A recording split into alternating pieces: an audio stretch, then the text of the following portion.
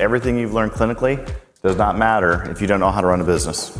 When I had 7 out of 10 people leaving my office without doing any services, man, that was painful.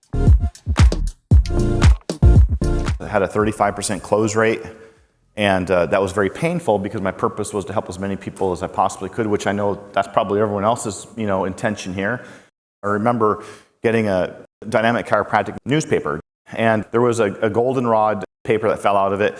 It had highest evers from all over the country. It had doctors who were doing highest evers in new patients, highest ever in conversions, and I saw people closing 80, 90%, and I'm sitting there at 35%, so they hit my pain point, right?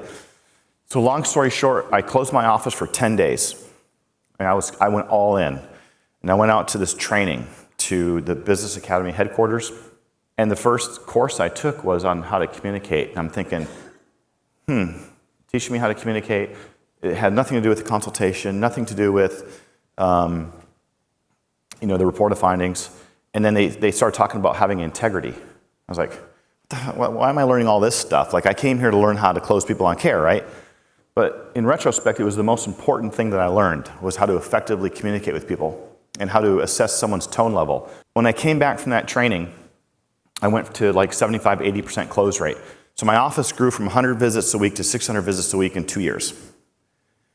About 4 months into that training, I started getting knocks on the door when I was in the report of findings because I had 10 patients that were waiting to get treated.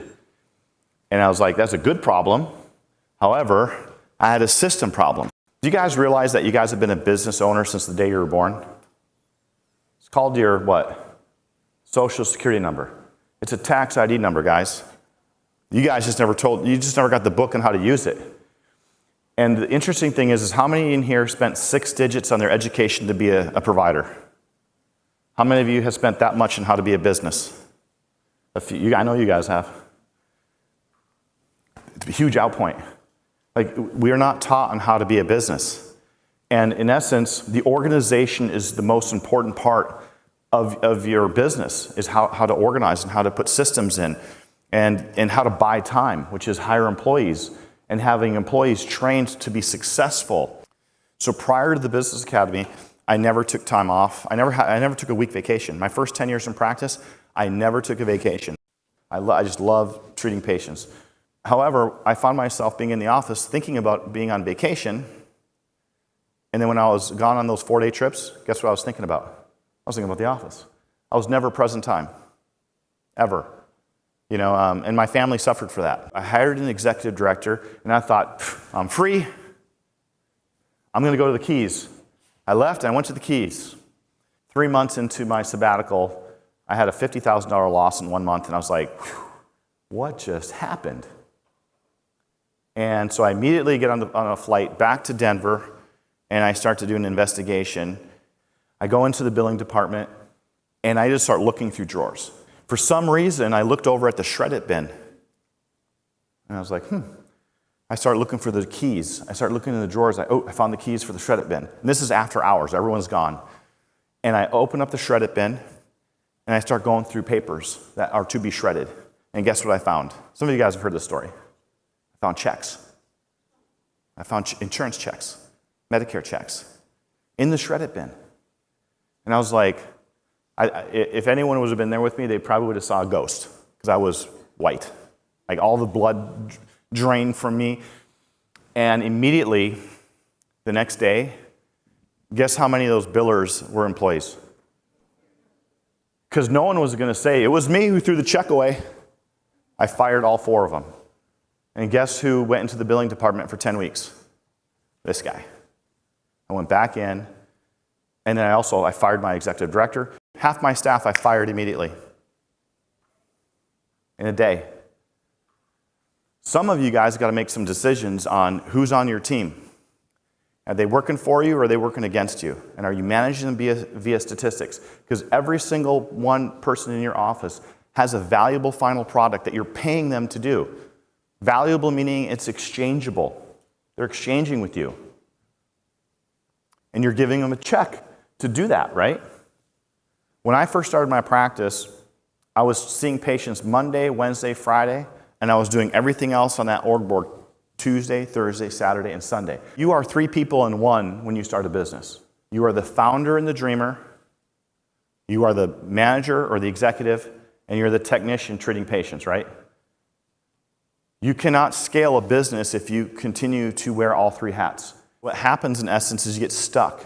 You have this invisible ceiling pushing down on you, and you're sitting there going, I just can't get anywhere. You feel like that bamboo that's been planted in the ground, and you're in year 3 or 4, and you haven't grown at all, and you're sitting there about ready to give up. But you haven't actually sharpened the axe on how to be a business, person. You stop dreaming because you're the manager and you're the technician, and you're no longer dreaming because you have no time to dream. It's a painful existence. I did it for 10 years. Massive strain on the family. Massive strain, because I brought those problems home every single night. The person you are right now is not the person that's going to attain your dream. Did you guys realize that? That's why we started off talking about David and Goliath on day 1. Like, you have to change your beingness. Your beingness has to match that level of havingness that you want, but then you got to put action into it and do it. Does that make sense? The whole be, do, have concept. So I know that like where I want to go, where I desire to go, is not going to happen with the person that I am today. I've got to sharpen the axe. I love Abraham Lincoln's quote, if he had 6 hours to cut down a tree, he'd spend 4 hours sharpening the axe. Training, learning. I met Tom Landry. For those of you who don't know Tom Landry, he was the Dallas Cowboys coach back in the 70s and 80s, won 2 world championships with the Cowboys. He said this to me. He said, I made my players do what they didn't want to do so they could be who they wanted to be.